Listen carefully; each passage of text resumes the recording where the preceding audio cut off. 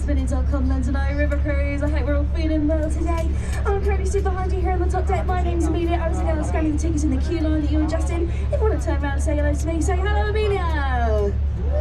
Hello. Thank you. Oh, nice to meet you guys. I'll be doing a live commentary for you throughout the journey today, so you will be hearing a lot of my voice. I can only apologise in advance. Now, if you did listen to the safety announcement, which I hope you did, just played over the speakers, it would have told you that if you're on the top deck throughout today's journey, please do remain seated. It is a very important rule that we have here on the top deck for your own health and safety, of course. We don't want anyone toppling into the tent today. Also because our lovely captains are located behind you, and they do need to clear your room around them at all times. Now, if you do want to head downstairs for whatever reason, you're more than welcome to do so. There's more warm, comfortable seating downstairs, the bar and the toilets. So you can head down there at any point if you're on the top deck and take photos. Please do all sat down. Thank you very much. Alright guys, this leads us very nicely to the first site on today's tour. We can see the lovely Houses of Parliament, also known as the Palace of Westminster. And there's been a palace on this site since the Anglo-Saxon times, though this is not the original. The original did burn down in 1834, and the people of London decided just to stand around and watch it burn. That's right, they didn't even try and help at all. They actually stood there and chanted, "Burn, Parliament, burn!" Come on everyone, burn, Parliament. Just me, never mind. That's absolutely fine guys, don't worry. Now, this building was actually built in 1860, designed by a man called Charles Barry, and has been home to our British government for over 900 years. In fact, as we go by now, we can see two different coloured awnings outside, some red and green awnings that aren't just there for decoration, even though they do look very pretty. They're actually there to keep the two different houses that make up the government separate. So we've got the House of Commons, they hang out on the green side, they're the public elected MP, and we've got the House of Lords, they hang out on the red side and they're selected by the monarchy for their wisdom. Yeah, something like that. The reason why they're kept separate, of course, is to avoid corruption within the government, but I don't know if you're up to date with British politics. It doesn't do a very good job, but they do try. They have separate bars, separate cafes, and even separate bathrooms, so you can't say they don't give it a good go. Now, of course, we can see lots of people out there today, and feel free to give them a cheeky little wave, or, you know, any other hand gesture of your choosing. I won't judge. But now that we're going to turn around and point out these lovely towers that make up the Houses of Parliament to you, on our left, the tallest tower with the flag on top of it is called the Victoria Tower. It used to be the royal entrance to Parliament, but is now home to the parliamentary archives, including every law ever written since the 1400s, and all of our ballot papers. So if you voted in any election here, your ballot papers will be stored in that very tall tower there. In the middle, we've got a nice easy one to remember. It's simply the Central Tower. And it's basically just a really fancy chimney. And then of course on the other side we've got that big old famous clock tower who we all know, we all love, we all know the name of it, don't we everyone? Come on, let's shout it out all together after three. Ready? 1, 2, 3. Big Ben. No, that's actually wrong. Yeah, do you like that? Yeah, the name of that tower is actually the Elizabeth Tower, named in 2012 for the Queen's Diamond Jubilee, but let's face it, everyone calls it Big Ben, and that's because that's the name given to the bell inside the tower. That bell is 13.5 tons, chimes every 15 minutes, can be heard from up to 5 miles away, and rings once for every hour. So it rings one time for 1 o'clock, 2 times for 2 o'clock. But if it were to ring 100 times, it would be broken. Yeah, I'm really setting the tone for this story, these jokes, aren't I? I know, terrible. Alright guys, we have another very important rule of the River Cruise today. Don't worry, it's a fun one. It's time for everyone to get their hands up in the air and wave to the people on the bridges. Come on guys, it's thrilling. It's probably the only time you'll ever get away back from a stranger in London as well, so you've really got to make the most of it whilst you can.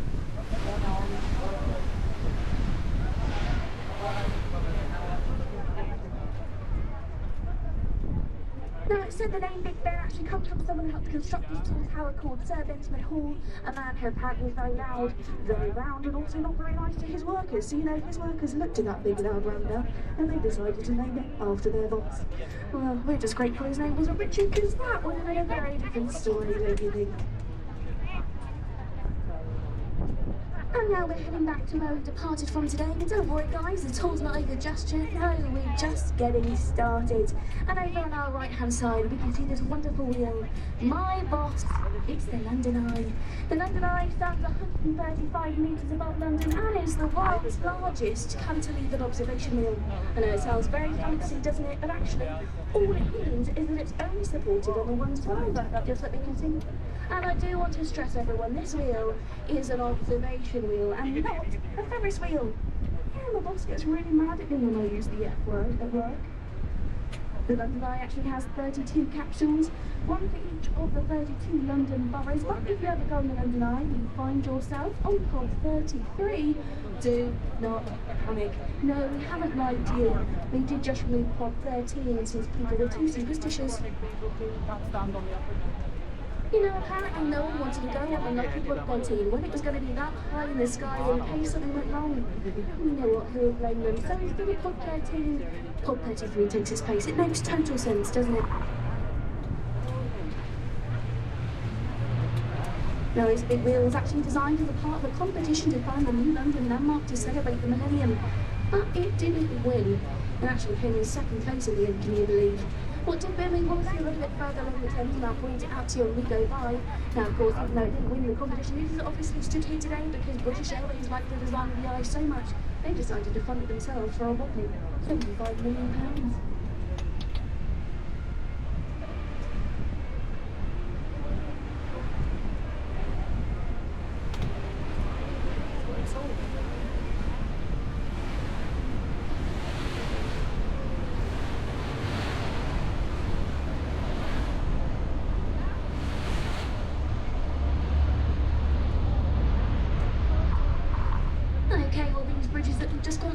Are the two golden Jubilee footbridges that stand either side of the 100-foot railway bridge, a Victorian railway bridge that goes all the way to Charing Cross over on your left, and that is the geographical centre of London. The two golden Jubilee footbridges are the newest addition to the Thames as they opened in 2002 for the Queen's Golden Jubilee, hence their namesake.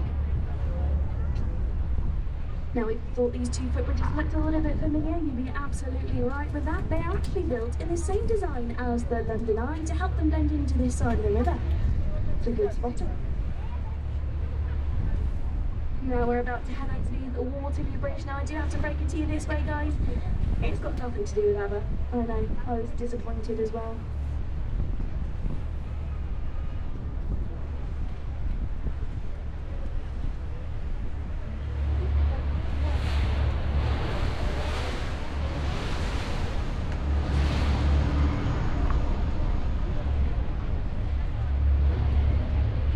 On your right hand side, if you have a look over there, you'll see we are going past this big, grey, ugly looking building with a really big electronic screen on it.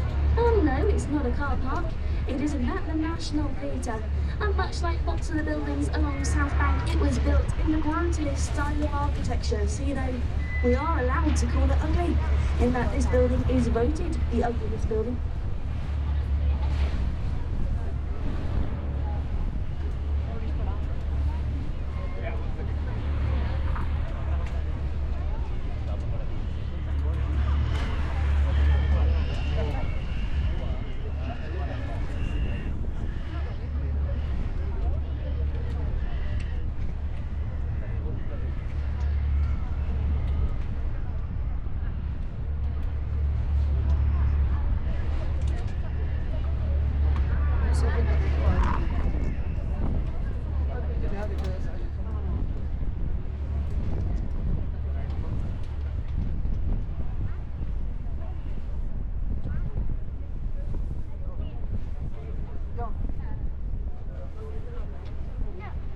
Sorry about that, folks, just had some microphone difficulty. Alright, let's talk about the National then. So, the National is actually very beautiful on the inside. It's got 3 lovely theatres inside, unlike its ugly exterior. Or you can go and see award-winning shows that often wait to get transferred to the West End. So if you get a chance, definitely go to the National. It's a really great treat, isn't it?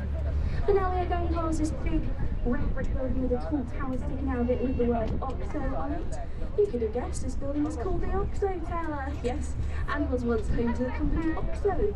You know, they're completely famous for making stock cubes. Yes, this used to be their building back in the 1930s. And when it was built, Oxo were actually taken to court. You see, the River Thames is a royal highway and skyline advertising is illegal. So they were taken to court for having their company name very clearly advertised along the Thames.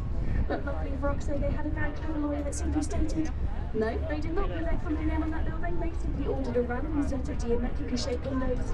Just so happened to be a circle, a cross, and another circle. And it just happens to look like the word Oxo, but it's actually not even a word at all, because it is just different shapes.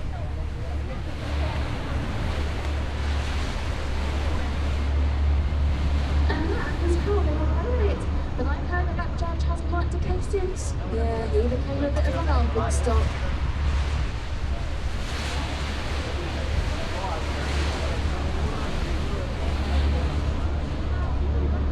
Alright, everyone, turning your attention to the left-hand side now. You'll see this very big building with a dome roof. One of the most famous buildings in the world is St. Paul's Cathedral. Though this is the 5th iteration of St. Paul's, after the 4th was damaged in the Great Fire of London in 1666. So Sir Christopher Wren rebuilt it, and it took him 35 years. It was actually declared open on Christmas Day of 1711, so quite a lovely Christmas present for the Londoners back then, I think you'll agree. I can also tell you that Christopher Wren was one of the luckiest architects here in the city, as lots of other architects unfortunately died before seeing their work complete. But Christopher Wren was still alive and able to see lots of people admiring his beautiful new building once it was open. Now, in its original designs, there was also supposed to be a 60-foot golden pineapple on top of this big cathedral. Now, if you do have a look over there now, you'll see that there is no pineapple on top. No, instead there is a more traditional cross in its place. The whole pineapple design was ruled out by the church fairly early on in the process. But actually, Christopher Wren did get his way in the end. And if you look just to the left-hand side of St. Paul's, you'll spot the 2 St. Paul's Western Towers, where on top of each of them, there is in fact a small golden pineapple. I know, how bizarre? Well, I bet you're wondering why. Of course, the reason is all to do with the fact that pineapples are a tropical fruit. They have to be imported to England. And when they were first founded back in the day, they were very hard to come by and very expensive. To put it in perspective for you, one pineapple was worth around £5,000. So really, not too different from today's cost of living crisis, is it? Now, because they were so rare and expensive, they were seen as a symbol of power and wealth, and that is why Christopher Wren did the wonderful symbol to go into this big cathedral to show everyone else how wealthy and powerful London is. St. Paul stands 365 feet tall as well, for 1 foot for every day of the year. This is because Christopher Wren was a very religious man, and he believed that you should worship on every day of the year and not just Christmas and Easter. It's so tall it takes 528 steps to get to the top, so if you are looking to reach your daily steps goal, I'd recommend giving St. Paul a little visit.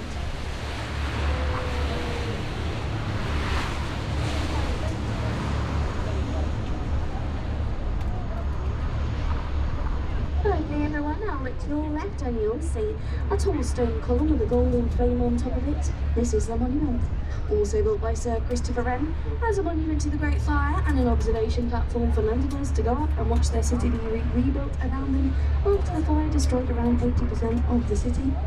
Now, of course, you still can go up monument today. It's one of the observation platforms that's still used. It's also most affordable, only costing you £6, so it's a real bargain. It is 311 steps to get to the top though, with no lift or escalator to help you out, so your thighs really will be burning. Pardon the pun.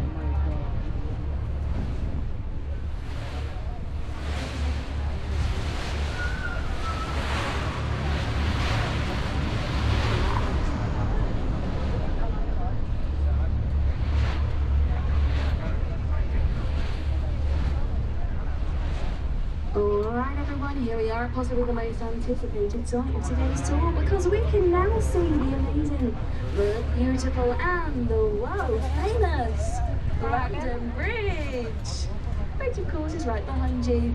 Yes, that ugly slab of concrete is in fact called London Bridge.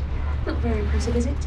Especially not compared to this beautiful bridge that we're approaching now, which is actually not called London Bridge, no, it is actually called Tower Bridge. I know, I am sorry if I had to break it to you this way. Don't feel bad if you did get it confused, guys. Lots of people do. Even Google gets it wrong, you know. If you were to type in London Bridge to Google, it will in fact show you a picture of Tower Bridge. rubbish, isn't it? You can't even trust the internet these days, can you? Absolutely terrible. Well, guys, there we are approaching the lovely tower, but just another reminder for those of you on the top deck, please do remain in your seats whilst taking any photos today. This is the most crucial time in the tour, as we're going to turn around after tower bridge and come back through that our captain doesn't need a clear view of the river around here. So please do not stand up and block his view anyway. Also, to be mindful of those around who want to get nice pictures, and to make sure the logo goes into the Thames today. That would definitely be very unfortunate. And now you might have seen that we've just gone past two very big battleships. The one closest to us, the white one, is actually a French warship, and the one closest to the shore is HMS Belfast, built in the same shipyard as the Titanic, and thankfully it's had a much better career. It played a significant part in World War II and helped sink one of the German battleships called the Scharnhorst, which apparently was Hitler's favourite ship, and also 3 times its size. So that's, pretty impressive. That little boat over there. HMS Belfast was due to be scrapped after the war until the Imperial War seemed to offer to buy it for just £1. A real bargain, and now she stays here as a floating museum. But here we go everyone. We're about to go into the Tower Bridge to get those hands up in the air. Let's get some lights from Tower Bridge, because there is an old sailor's legend that states if you get a load back from this bridge, you actually get 5 years good luck. So come on everyone, hands up and let's say hello Tower Bridge. Hello Tower Bridge.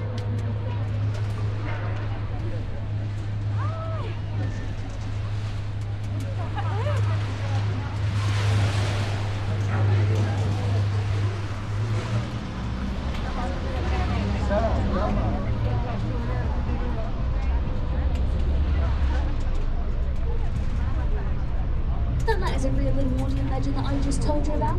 As when sailors would go up to see the last bridge that they'd pass under would be Tower Bridge, and their loved ones would gather on top of the bridge to wave them goodbye and hope that they'd return safe and sound in the next 5 years. Here we have a great photo opportunity for you all, so if you are making any posts today, I definitely recommend using these hashtags. Hashtag Tower Bridge, not London Bridge. Hashtag Get It Right Google.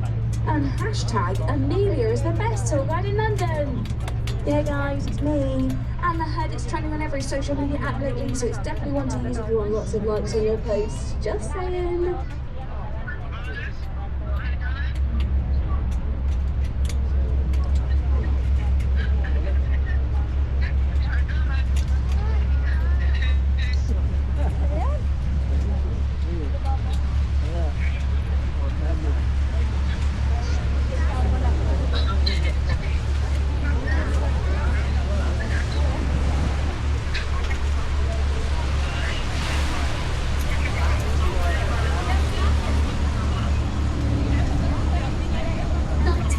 Is the fast food bridge, which means the river that opens big ships pass through.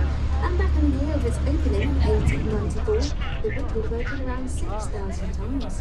It is much rarer to see it open these days, of course, but it does still happen on occasion. And if you'd like to see it whilst it's open, I definitely recommend getting the timetable on Google.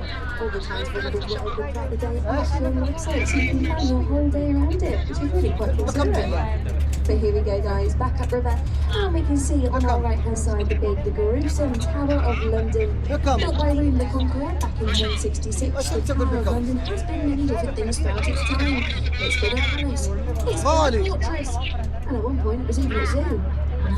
But of course, most notoriously, the Tower of London is known as being a place of imprisonment, torture, and execution. In fact, as we go by right now, you can see the very top of the brick wall to the right above it that says entry to the Traitors' Gate. And this is known as London's first one-way system because, people would go through that archway and they would not come back out again. In fact, some famous people that have been taking this route throughout its history include Anne Boleyn and Catherine Howard, 2 of Henry VIII's wives, who were taken into the Tower and then famously beheaded.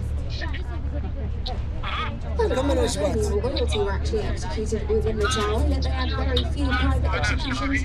No, for us commoners, we would have been taken to the top of Tower Hill and executed publicly for everyone's entertainment. What a good sender. But of course, if you go to the Tower of London these days, you will not find any executions, unfortunately. But you can go and find the crown jewels. You know, they're stored in the tower and guarded by the yeoman orders, more commonly known as the beefeaters. Yes, the beefeaters actually live and work in the Tower of London to this day. So if you go in there, you might be able to meet one, maybe even go up to them and ask them for a tour of the Tower of London, because rumour has it, if you do, they will give you one for free. And isn't that cool? They know the place best after all, so they really are the best person to be showing you around. You'll get all the inside knowledge, all the juicy gossip, who doesn't want that? But if they are going to give you a free tour, do make sure you give them a little tip to show your appreciation at the end. After all, you know, they're working hard, and you guys all know the old London legend, don't you? What? You don't know the ultimate London legend? No? Oh, well, I'll tell you. So there's an old London legend that states if you tip any London tour guide, you get 10 years financial success. Yeah, it's a really good legend, that one, actually. One of my favourites, and definitely worth keeping in mind for the end of your tour. But now looking to your right hand side once more, you'll see we are going past some of our very famous London skyscrapers. You might recognise the Gherkin, the Scalpel, the Cheese Grater, or my personal favourite, the Walkie Talkie. Now you might have noticed that our London skyline is very higgledy-piggledy. It's got lots of different shapes to it, and that's actually all on purpose. It is for one reason, and one reason only. And that reason is all to do with St Paul's Cathedral. You see, there was a policy that was put in place when St Paul's was built that states the view of St Paul's is to be protected from all key points of the city. Now, this is a genuine law, so some of these key points are quite far away, and our London skyline has had to do a bit of adapting in shape to make sure that that law isn't broken. So now you know. But now over on your left-hand side, you'll see we are going past the tallest building here in Britain. It, of course, is the Shard, short for Shard of Glass, because of its shape. The Shard stands 310 metres tall and will forever be the tallest building, as we have very strict aviation laws, and the Shard does meet that limit, so no buildings can be built any taller. It also has 95 floors that go up to the top, and up at the top, you know, you can find restaurants, apartments, offices, and some may say the best views, of course, all in London. Of course, not better views than the London Eye, though. But now, here we are, Matt, going underneath the very real London Bridge now, and as you can see as we go through, it is engraved in nice big letters on the base of the bridge, so you can see for yourself today. I'm not telling you any porcupines, I promise.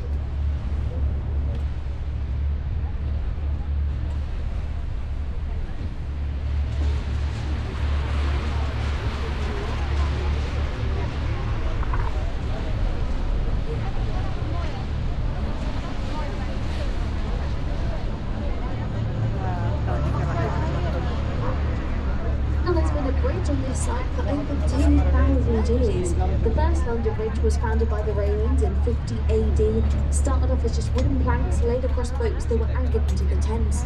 Now it was developed over time, it stayed wooden, up until a Viking attack that happened in 1014, where a Viking named Olaf came along and poured London Bridge to the ground. Well, it was built out of wood after all, it was going to last forever, was it? So the next bridge that took its place was in 1209, and it was the medieval stone bridge, the first stone bridge on this site.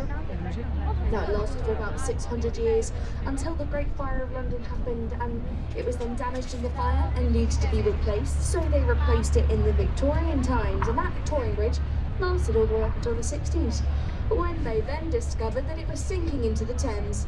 Again, not ideal for a bridge, so they replaced it once more, and that's the one that we see here on our River Thames today. This one was built in the 70s, so it's still fairly new, and let's face it, knowing London Bridge's track record, we will probably have to replace it again in another few years, don't you think?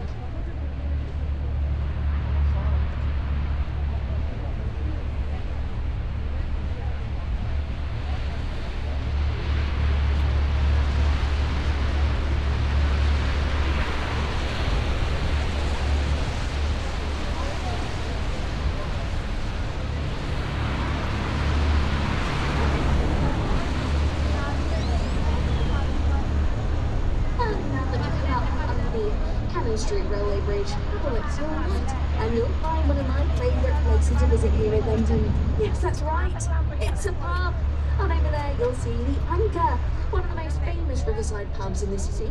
There's actually been a tavern, an alehouse or a brewery on this site for a cool 800 years.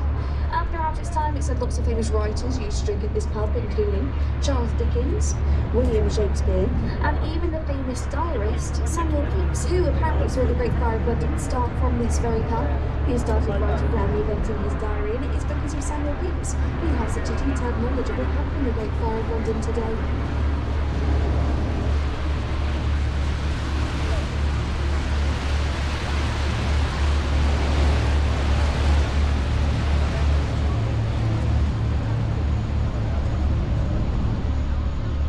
Now have a look to the backside on your left and you'll see a very large round white building with a thatched roof, which of course is William Shakespeare's Globe Theatre. Though it is not the original Globe. No, the original did burn down in 1613 during a production of Henry VIII, where during the production they wanted to use a real live cannon to replicate the sound of thunder as accurately as possible. So they set that cannon off during the performance. It went straight through the thatched roof and then set the whole place on fire. Well, what can we say, guys? Shakespeare is known to bring the house down. Of course, this building that we see here today is a reconstruction, actually a replica, built by an American director, an actor called Sam Wanamaker, who came to London in the 90s and was absolutely gutted to find out that there is nothing here in London to remember his favourite writer by. So he took it upon himself to build that very theatre, and it is a real theatre that is still used today. They showcase some of Shakespeare's plays here in their summer season, so if you'd like to go and see a classic show, I definitely recommend going to the Globe. Though it's best to go when the weather is nice, because it is an open air theatre, so you really are open to the elements. But standing tickets at the Globe are as little as £5, so it's a really great way to go and see some affordable and traditional theatre here in London. Now, interestingly about the Globe, it was actually built using real Elizabethan techniques, so there is not a power tool in sight when building this theatre. It's also the only thatched roof that we'll ever see here in London, after thatched roofs were also outlawed for being such a catalyst to the Great Fire in '66.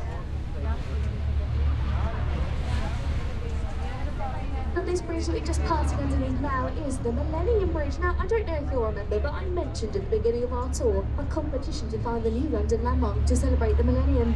You know, the one that the London Eye was involved in and lost. Yes, well, the winner of that competition was, of course, the Millennium Bridge, but let me tell you, it had a very shaky start to its career. See, in its opening weekend, over 160,000 people walked across this bridge and they noticed that it had a very severe wobble. That's right, people were falling over, they were vomiting over the side of it. Oh, it was a terrible time to be on an open-top river cruise, I can tell you that. No, the wobble was actually so bad.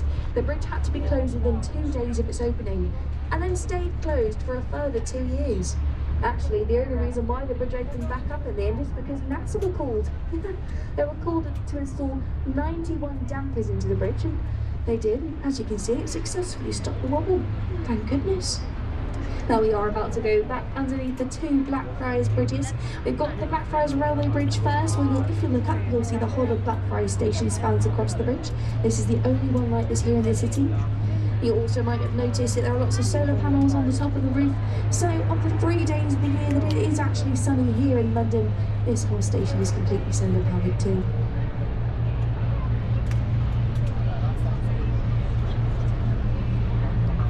Now, as we go through these 2 bridges, I will actually tell you that these 2 bridges are technically classed as 2.5 bridges, and I wonder if you can figure out why.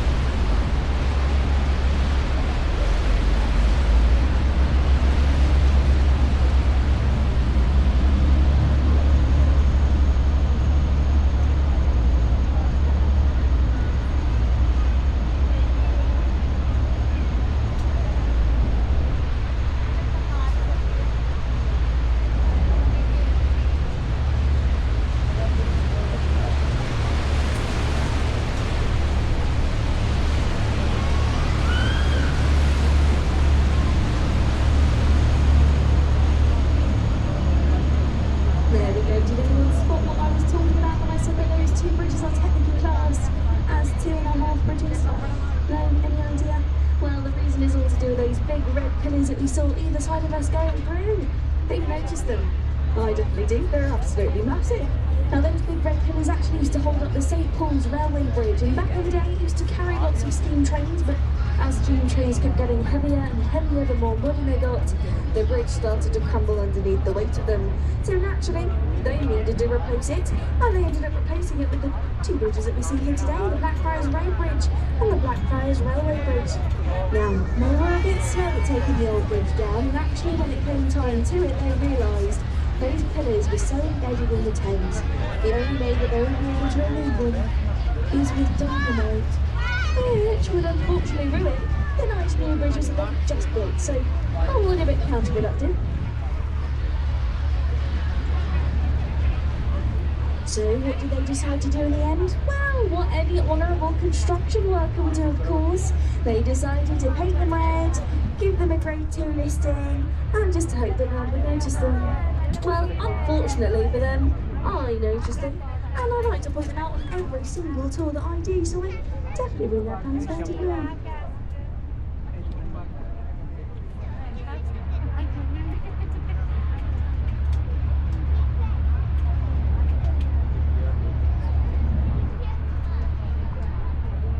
Now if you have a look over to your right hand side, you'll see on the wall of the Thames there are some green lion heads with rings in their mouths. These are old Victorian mooring points. So back in the day when people used to come to London by boat, they tied their boats to these rings here. Now you also might have noticed that there are no boats tied to these rings anymore, and that's because they are no longer used as mooring points. They are now protected by the city, but they are still used as a handy little flood detection system.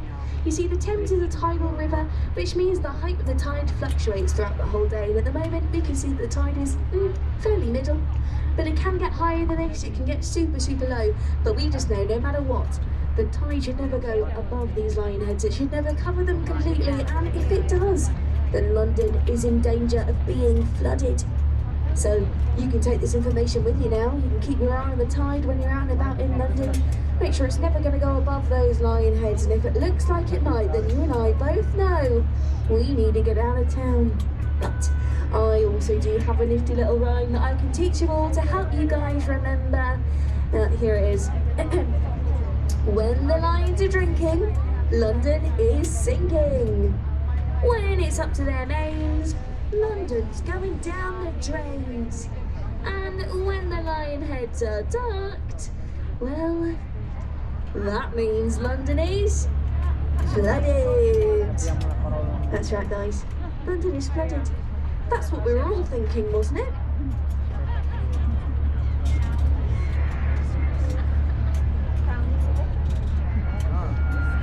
Now up ahead of us we've got Waterloo Bridge once again. This is the longest bridge here in the city as it spans over the widest part of the Thames.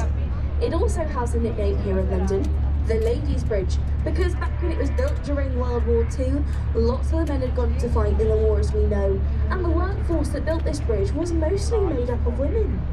Now can you believe it's the only bridge here in London to be built on time and under budget?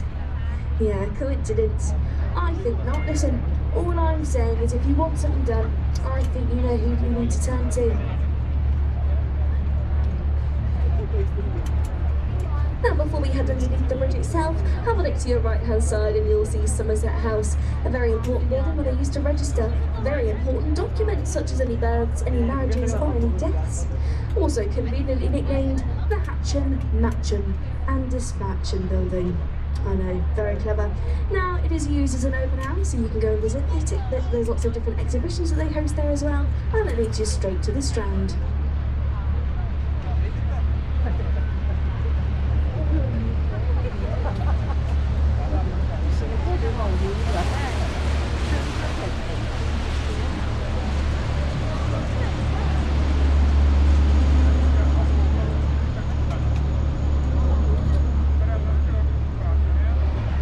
Alright now guys, look back to your right hand side and you'll see over there is a tall stone obelisk with a sphinx either side. This is Cleopatra's Needle, believed to be around 3,500 years old, which is even older than the City of London itself. It was a gift to the British government from Egypt for our help in the Battle of the Nile in 1819.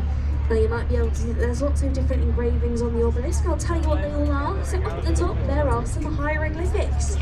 And then if you look closely, down at the bottom, there are some logoglyphics. Yes, it is the worst joke of the tour, guys, but it's also my favourite, so it gets in every single time.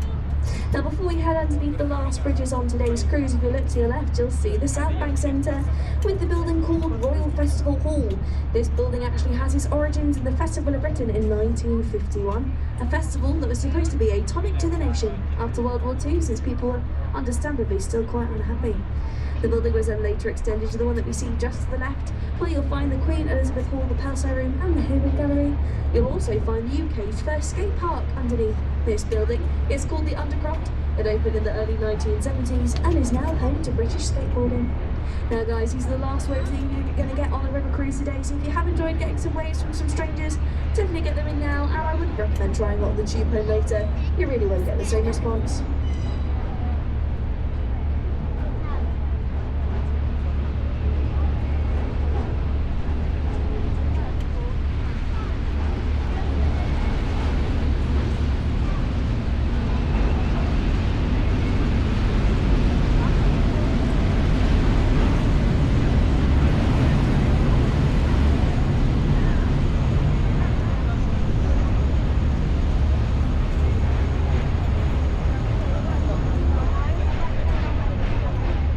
Stuff, everyone. Well, we are now on our way back to the pier, which does mean the tour is coming to an end. Oh, but don't feel too sad. Not yet anyway, guys. There's still a few more facts that I can tell you about. But now we do start our docking process. For all of you on the top deck, please do remain in your seats now to the very end of the cruise until we give you the all clear to depart from the boat today. This is the most crucial time that our lovely captain needs a clear view of the river around him. And you know what, we've lasted this long without anyone flying into the Thames. I'd really like to last the last few minutes. Thank you very much. Now, I just need to tell you that the toilets on board are now no longer in use. They are closed for cleaning, so you can't use them on your way out, unfortunately. But you can use the toilets that they've got there on the South Bank. But now on with the tour. Let's have a look to your right hand side. Hidden behind those tall trees, there is a big building with some green roofing. This is the Ministry of Defence, also known here in London as the Iceberg, because apparently what we see is just the tip of the iceberg. Yeah, that building apparently goes way down deep underground, and there are lots of nuclear bunkers and tunnels leading to the Houses of Parliament, Buckingham Palace and Downing Street. So I know you're all thinking, guys, and don't you worry, if there is ever a crisis here in London, our government will be just fine. Yeah. Now in 1999, when the London Eye was being built, the Ministry of Defence actually took the London Eye to court. Yeah, they thought the London Eye being built here was a massive security risk. They were worried that sneaky spies would go on the London Eye, they'd set up their telescopes and try and sneak a peek into the building of the Ministry of Defence and try and steal our secrets.